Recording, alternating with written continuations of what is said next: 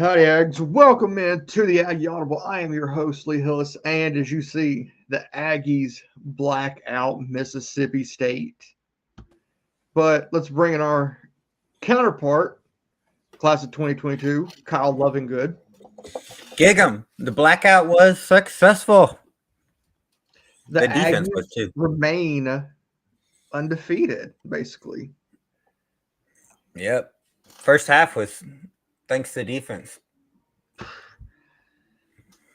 I feel like my blood pressure went through the roof watching that first half.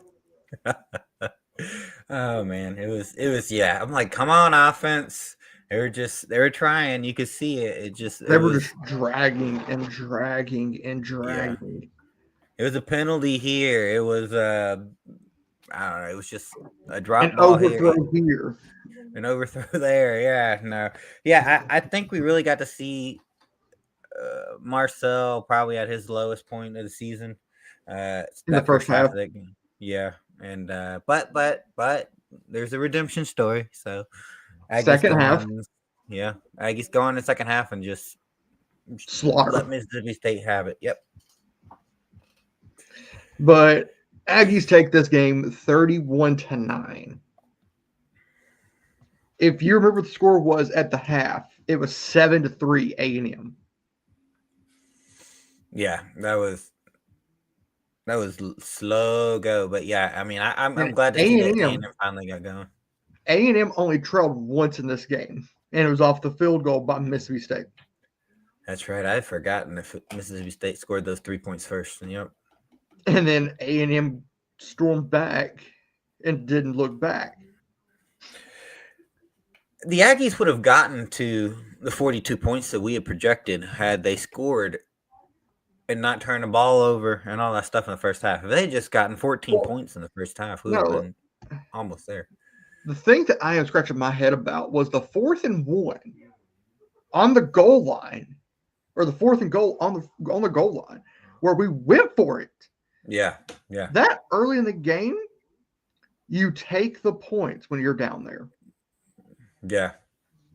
You never go for it.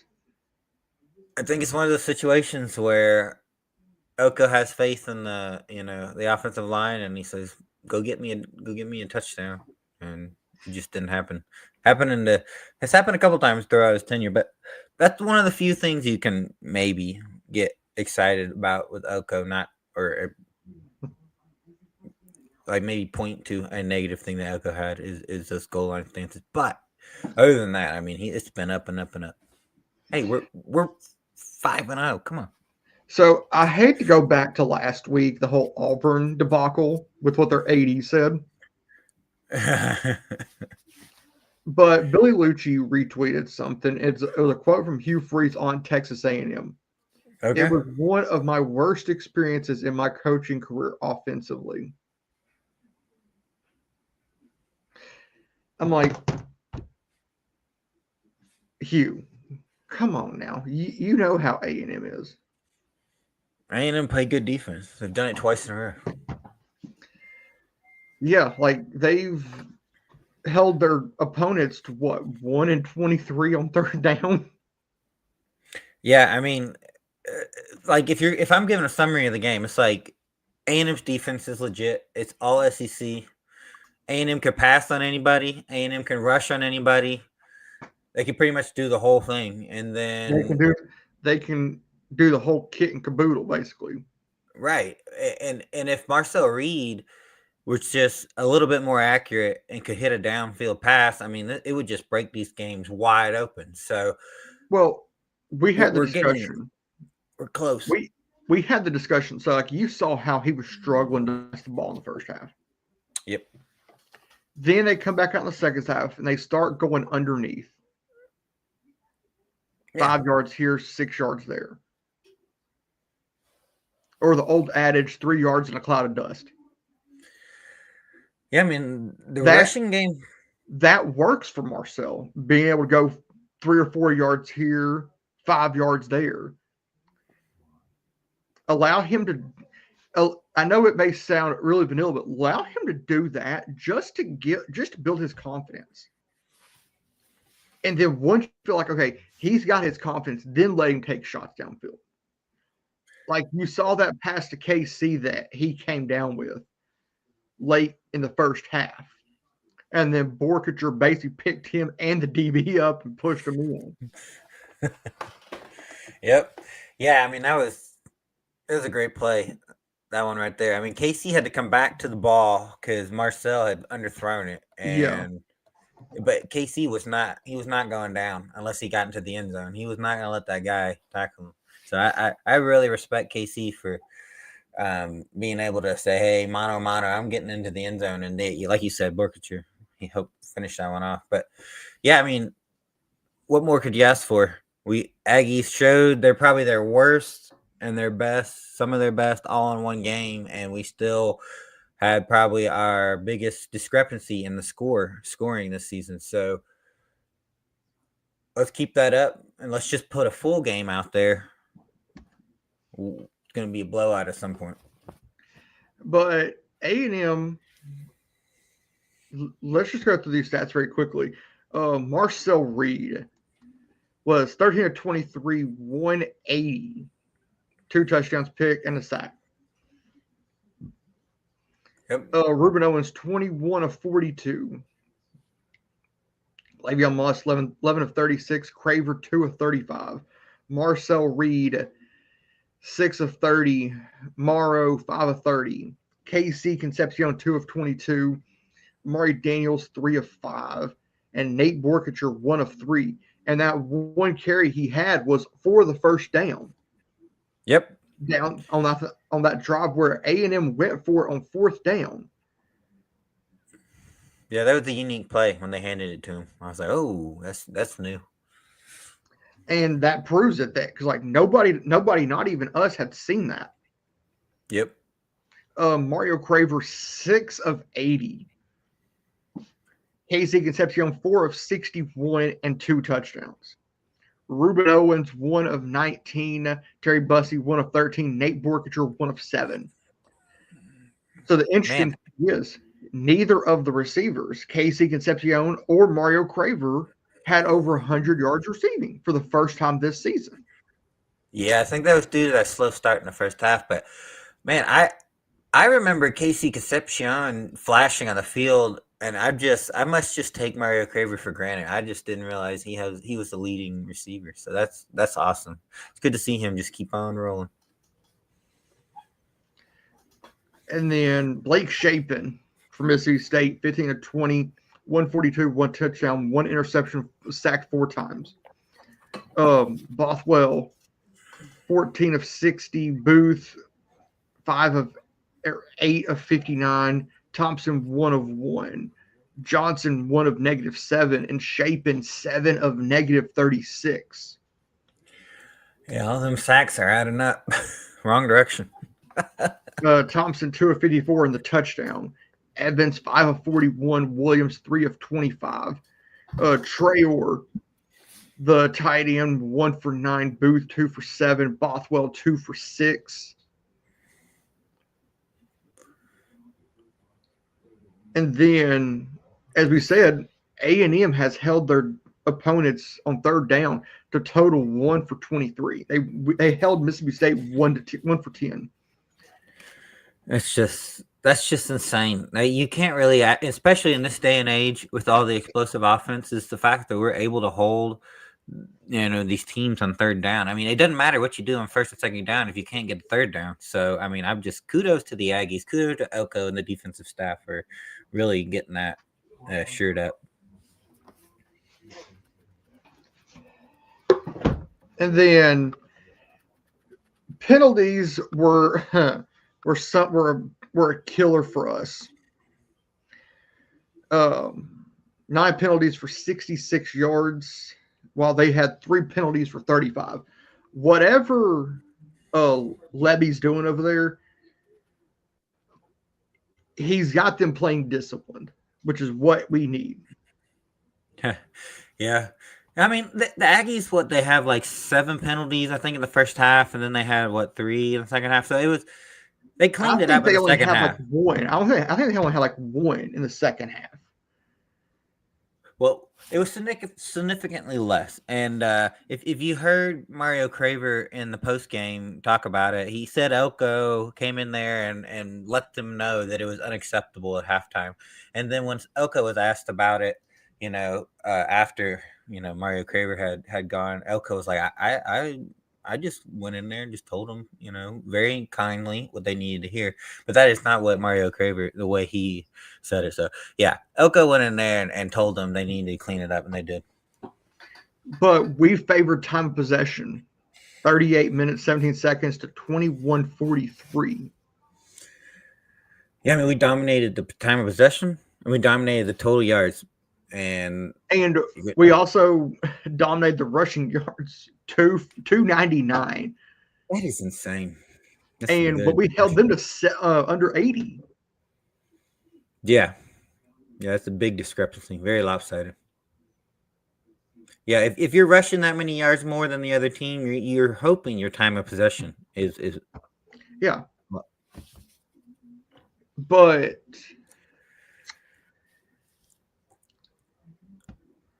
before we go into the next little segment, while we're still talking the analytical stuff, I do want to talk about this because I talked about this with Kyle beforehand. A&M stats on the year defensively. Actually, let's just start at the top, offense and defense. So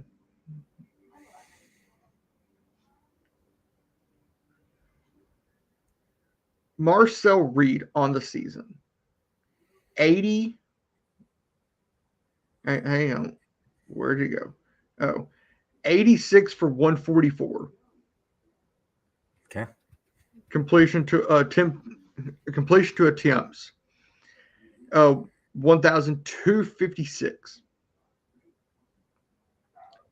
He's averaging 8.7 yards a throw.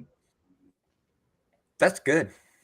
That's because he's got some good weapons to take it for him. His longest pass on the year, 86. Was that the Notre Dame one to Mario Craver? Yeah. That was an excellent play. 11 touchdowns, 3 interceptions. And he's been sacked 6 times this year.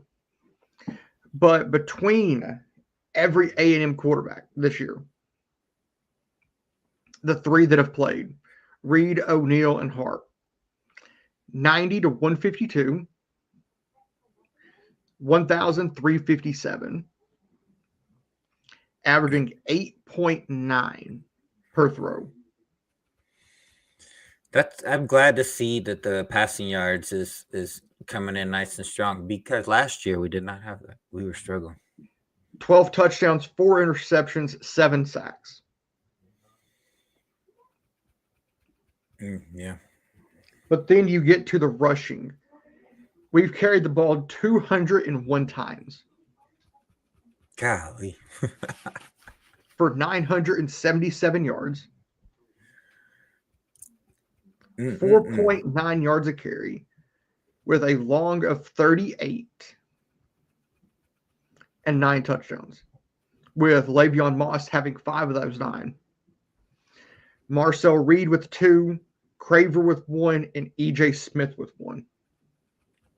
Yeah, as much damage as Ruben Owens did this past weekend, he did not get a touchdown. And he said he wanted a touchdown for his birthday, and he didn't get it. But he had a nice game. He got a nice game for his birthday, so he made up for it. He got almost 200 yards.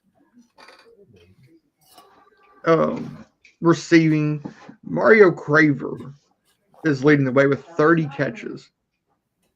So he's got 1/3 of what A&M's done. They have 90 catches on the year. He has 30. Wow. 1,357 yards receiving. Dude, I'm freezing. And Craver has probably about half of those. No? We'll get to that because he's now so A&M has 2 receivers in the top 10 in the SEC. Yeah.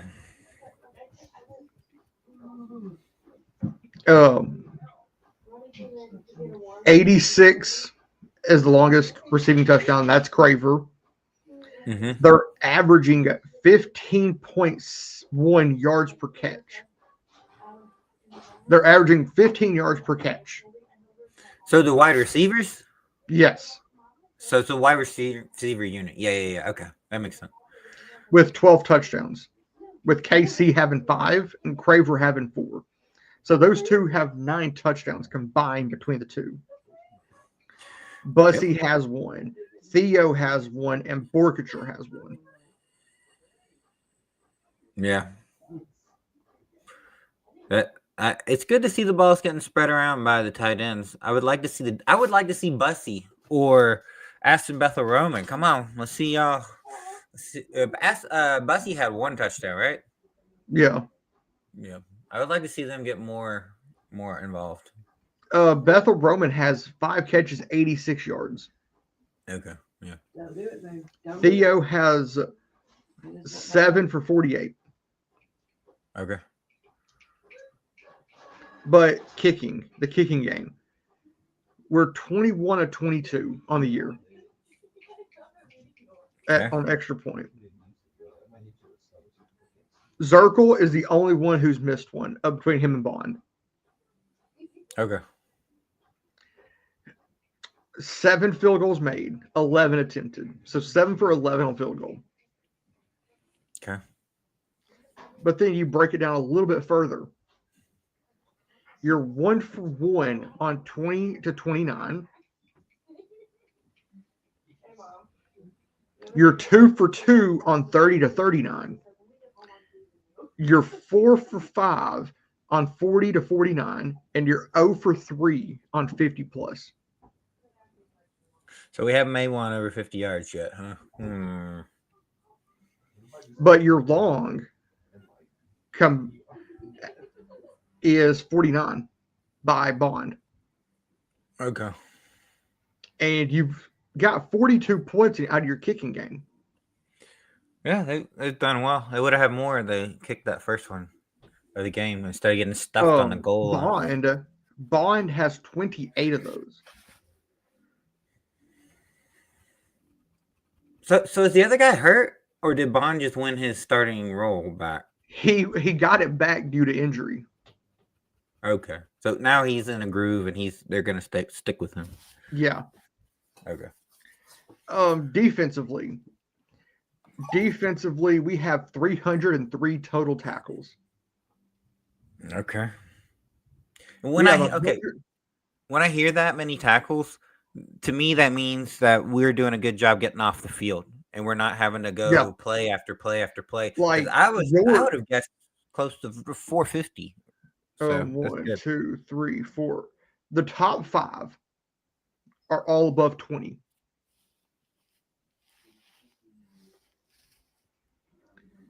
I'm just gonna say T.O. You know who I'm talking about, number 11. Mm-hmm. He's got 20. Yeah, I like a Tyler Oyadim, Yeah. something like that.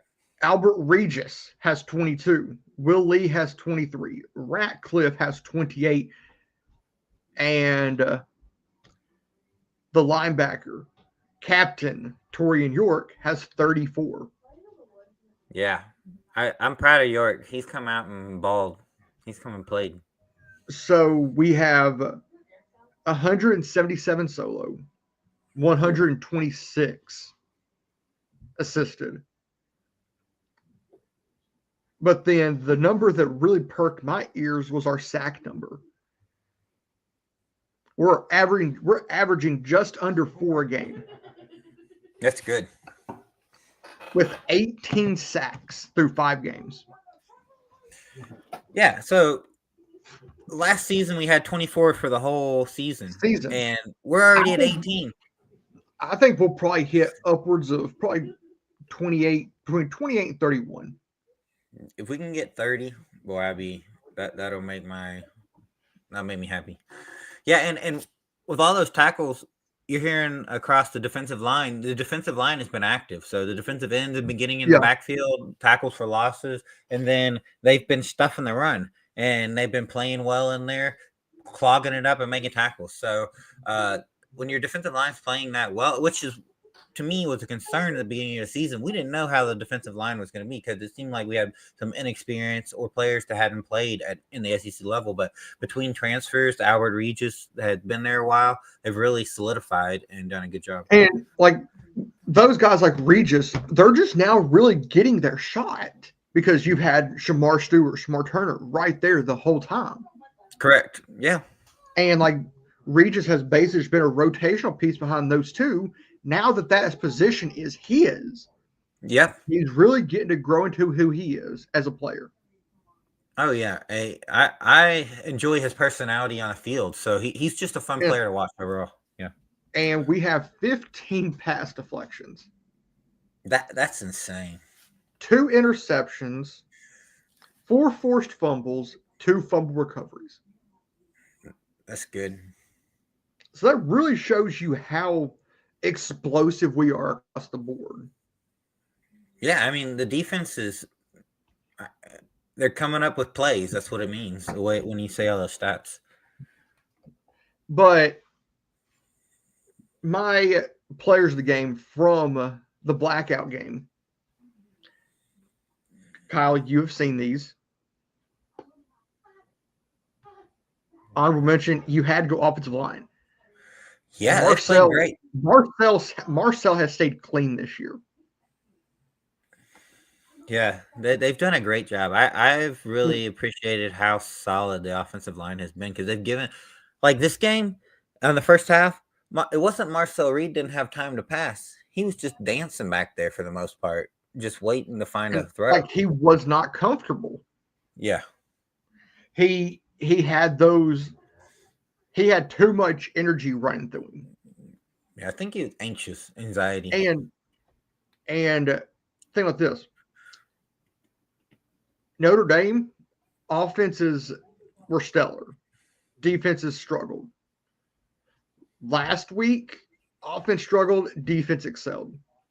I feel like you put both of them together this week, and both of them played up to a very, very, very high level.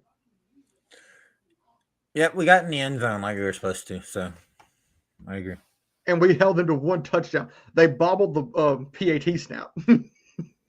Well, and that 1 touchdown that A&M gave up was just one play. The guy got beat. It was in garbage time.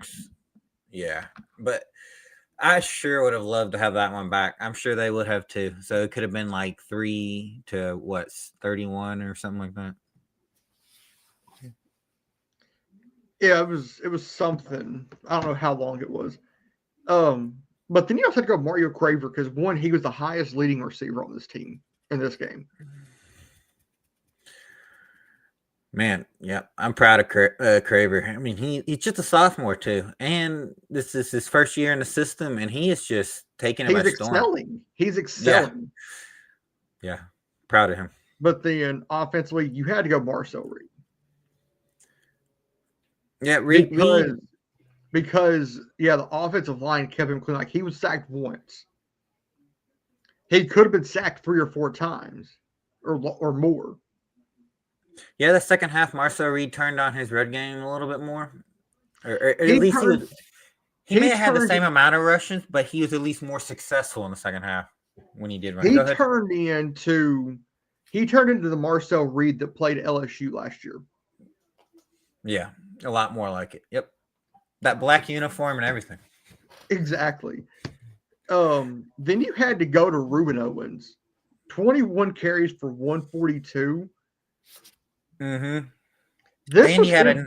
This was his breakout game. Yep. And he also had a catch for 19 yards. So he had like 160 something total. Good for him. Yeah, I'm proud of Reuben Owens because he stayed the course. He hadn't got to play a whole lot. He's been injured and he's finally back, and it's good to see him explode. And like he could have gone anywhere else, but he decided to stay at A&M. Yep. He could be Noah Thomas right now with like 3 catches for 24 through 5 games. The last 3 games, Noah is 0 for 0 for 0, and it's just sad. He's an ofer. He's an ofer. Defensively, I had to go Damian Sanford and Cassius Howell. And I made this statement to you. Why don't we just build Cassius Howell a house in the backfield? Because it seems like that's where he lives, if not the whole game, the majority of the game. Yeah, he's just so dynamic. He's got the speed, he's got the power, and if he's not making a sack, if he's not getting the tackle for loss, he's at least impacting the game and making the quarterback uncomfortable. So yeah, he's getting the pressure. Yep. But special teams, we had to go back to Tyler White. Yeah, he's getting some long punts in there. He's done good. I've enjoyed watching him. 54-yard punt. When he kicks it too, I sit on the third deck and I'm like pretty high on third deck. And when he punts it, I mean, you just see it just way up there. It like you literally hear. Yeah. Like it's so the way I would compare him, because like I've watched videos of him punting and so I can hear it. It sounds like a shotgun going off. Yeah, he kicks it hard. Yeah. And if I could compare him to anybody, it would be former Colorado State punter Ryan Stonehouse. No, yeah. Because I know someone who worked for the Titans, and like he would be downfield level during pregame, and he would literally, like he said, the punts would scare him because they sounded like a shotgun going off. Yeah, I could see that. But the big thing that I really wanted to hit on, Texas A&M Aggies are number 5 in the country. Yep. Aggies are number 5, but every time we get up here, something doesn't go quite right. So now it's time to prove you have some staying power. And there are 2 teams missing that were here last week. Texas and Penn State. They were in the top 10. Your number 1 and number 2 teams in the country to start the season are no longer ranked. That's why it's called preseason. Texas made history by being the first team to be ranked number 1 to drop completely out of the top 25. And I wouldn't lie. I would be lying if I didn't say I enjoyed the fall. But then you have number 23 and number 24, Memphis and the University of South Florida. What is going on in Memphis and South Florida? Well, I can tell you one thing that's going on. South Florida can beat the Gators. They can beat the Gators in Gainesville, unlike Texas. So. And I'm going to say this. I'm happy that Florida beat Texas the way they did. But the player that scares me is that Dallas Wilson kid, number 6, the wide receiver. Yeah, he was And good. we'll dive more into Florida on Thursday night, which I've got to pack Thursday night because I'm jumping on a plane Friday morning, and I'm coming down for A&M and the Gators.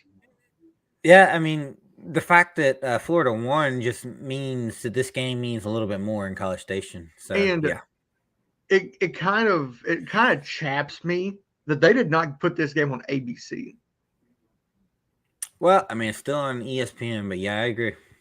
They gave the primetime game to Georgia and Auburn on ABC. Yeah, it's just because of the long time rivalry. So yeah, well, You know what game would have made for a more compelling game on primetime? A&M Florida. yeah, especially since Florida won last week. I mean, yeah, I agree. And So the if question Florida is, would have lost, would A&M end up on the SEC network? no, they probably would have put it on ABC. Yeah, that'd be funny. But Georgia had the more convincing win, in my opinion, Yeah. against Kentucky. But this game is, as we were saying, it's a 6 p.m. Central kickoff in College Station. On ESPN. Yep. But let's go talk SEC standings Ooh, because yes. that's the more intriguing thing right now outside of the top 25. Because I have this screenshotted. Do I? Don't I? Do I not? I don't think I do. Well, you talk about the SEC standings, so it'd be like Ole Miss, and then A&M, It and a couple. it stacks up just like this. Ole Miss is sitting at the top. Number 4, Ole Miss. Are they 3-0? They are 3-0 in conference, 5-0 overall. Yeah. So in the SEC, you have 4 teams that are 5-0.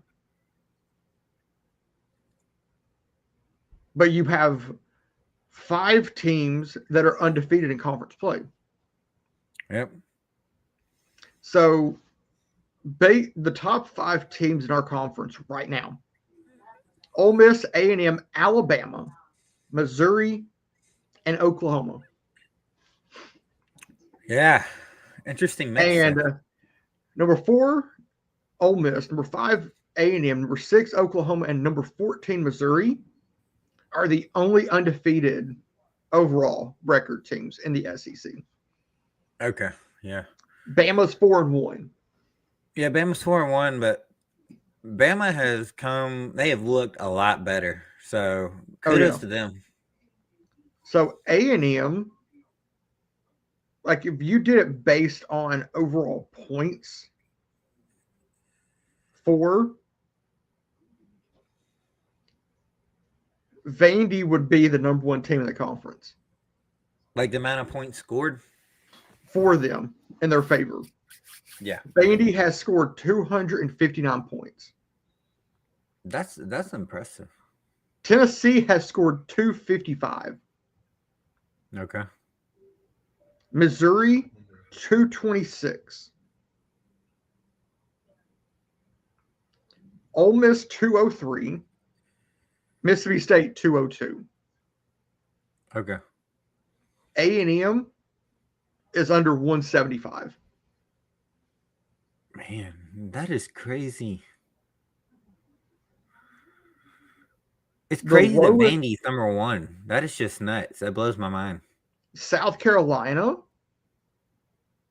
has only scored 224 points. Kentucky has only scored 122. Okay. But how the SEC stacks up, of course, your top 5. Ole Miss, A&M, Bama, Missouri, Oklahoma. Yeah. Then you have Georgia, LSU, Vandy, Tennessee, Florida. They all have 1 loss? Yes.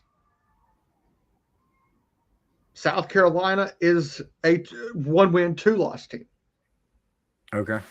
But then you have 5 teams that don't have a conference win. Texas, Arkansas, Mississippi State, Auburn, and Kentucky. Is Kentucky the new Vanderbilt? I think Stoops is gone after this year. Man, they're gonna have to pay. Hey, did you know that when his buyout, I think he has like 38,000 or 38 million. They had to pay him within 60 well, days. Actually, no, they converted some of that, so it's lower.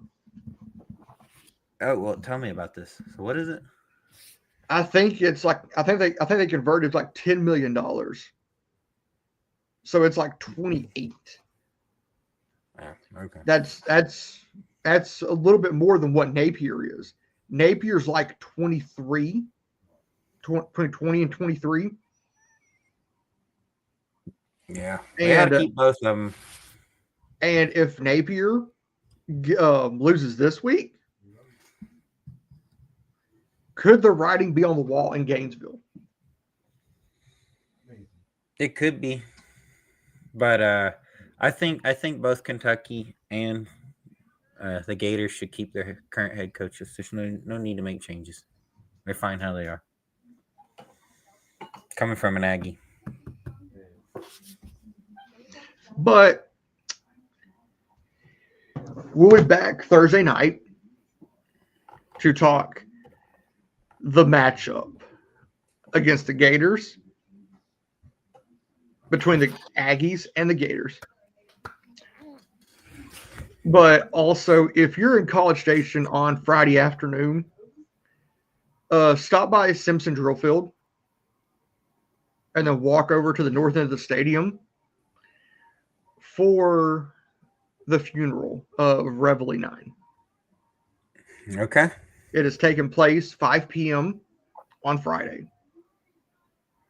You going? I'm gonna try. I don't think so because I know we're hitting baseball that night. Yeah. What time is that game at? That game starts at 6. Okay. Yeah. At Bluebell, as the Aggies take on the Horned Frogs at TCU. I like these. What are these? Exhibition games. Yeah, it's cool. It's cool to see that they fill the stadium up. Everybody gets excited. It was full last Friday. Yeah. And of course, Midnight Yell. You have to go to Midnight Yell. But let's get ready for Thursday night, because I'm packing my bags that night because we're leaving and flying to enemy territory. Austin? We're flying into Austin, driving to College Station. Yeah. I drive into enemy territory 3 days a week. So. So you drive into Austin. Yeah. Yep. Not very far. Just I literally go barely in and I drive around and go right back up. But Ags, you don't have to go home, but you can't stay here. 5-0, baby. Thank you.